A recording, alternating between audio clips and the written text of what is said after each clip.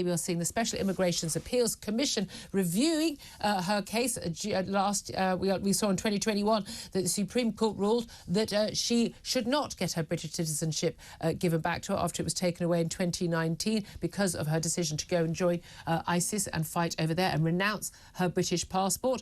She will find out today if her bid to get that citizenship decision overturned has been won or not. Let's talk to Dr. Rakib Ehsan. He's a social policy analyst and writer and joins us now. Good morning to you, Rakib. Morning, Julia. How are you? Very well indeed. Thank you for joining us.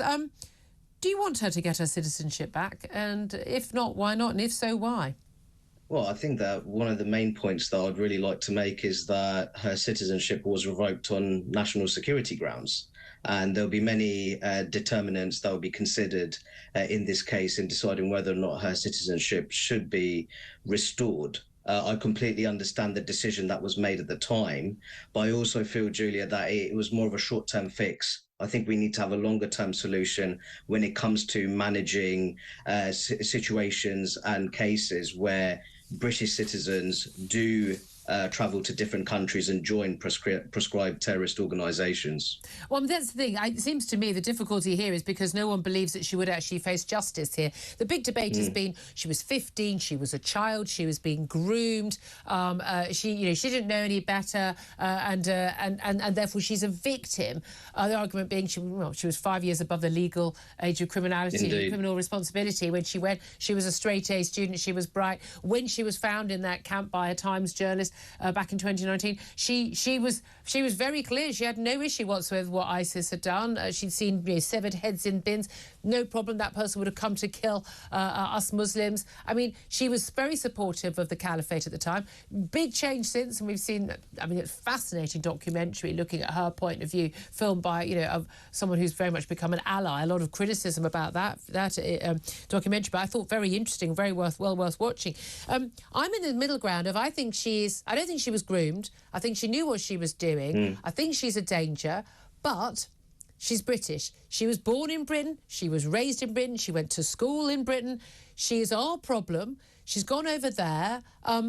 Would I care less if she never came back? Would I care less if she ended up, I'm sorry, but being killed over there? No, I wouldn't. I wouldn't shed a tear for 1 nanosecond. However, if she's alive, she's our problem, and she should be brought back here. But I'd want her to face the full force of the law. And I know, and you know, if she did come back, the worst she'd get is a slap on the wrist, a few months in some sort of institution where she was it was all about rehabilitation rather than actually punishing her for what she did and her involvement with a terrorist organisation. And then she'd be free on our streets. And that terrifies the living daylights out of me.